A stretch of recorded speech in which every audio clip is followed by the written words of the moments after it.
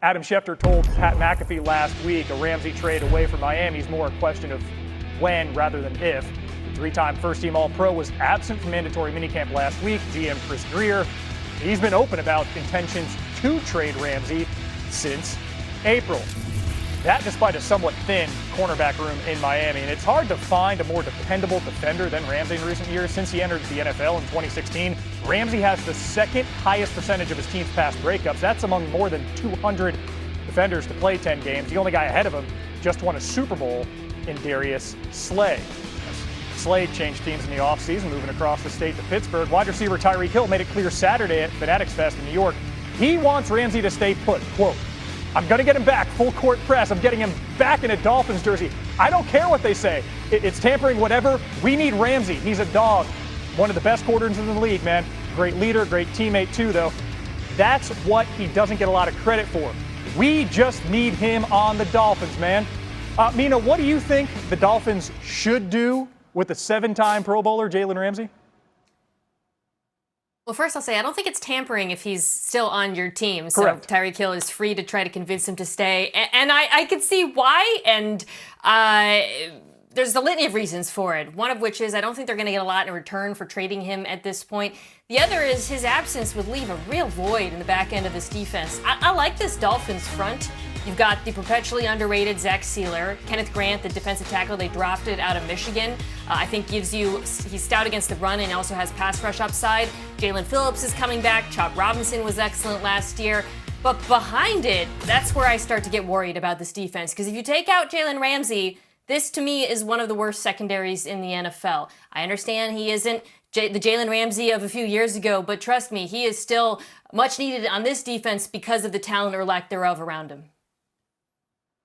Yeah, they would have to figure out who to replace him with. They are not deep at that position, and that is one of the issues that the Dolphins are confronting here. But everybody I talk to still seems to believe that Jalen Ramsey will get traded, that he and the Dolphins have arrived at a point where they're not going to be able to move on together, that something significant would have to change in order for him to be on the Dolphins this year. So the June 1st date came and went. Obviously, after June 1st, now they have a less of a salary cap impact if they trade him.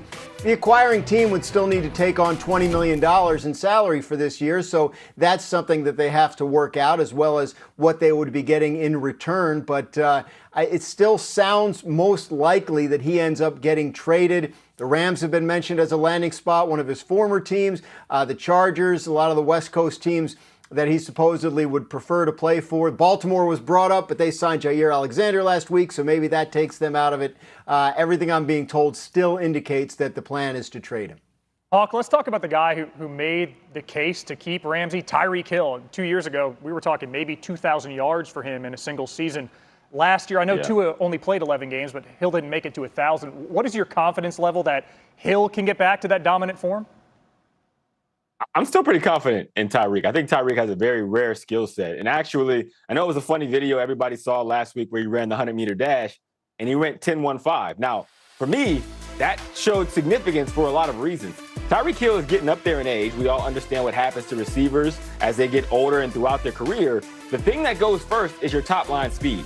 So by watching that video, it tells me that has been a point of emphasis for Tyreek. That wasn't a time or even a form that you just jump on the track and run. When I watch that video, it tells me he's been on the track. He has been continuing to work and maintaining his long-range speed. So I think in this season, that's where I have hope that as long as Tua stays healthy, which starts with the offensive line, as well as Tua's ability to make sure he's making sound decisions, I think you'll see a bounce back year from Tyreek Hill because I still think he has a bunch of juice. You talk about those O-line issues. Those aren't new in Miami. Over the last 5 seasons, they rank 31st in pass block win rate of 32 teams.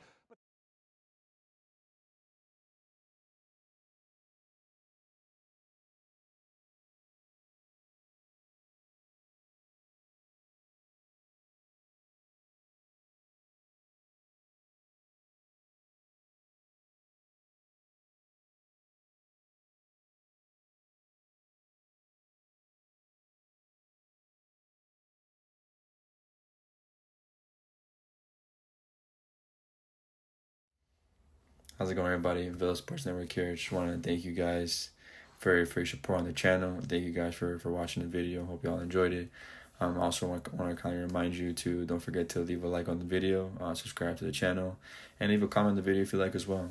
But regardless of the fact, thank you again for your support, and hope to see you on the next video.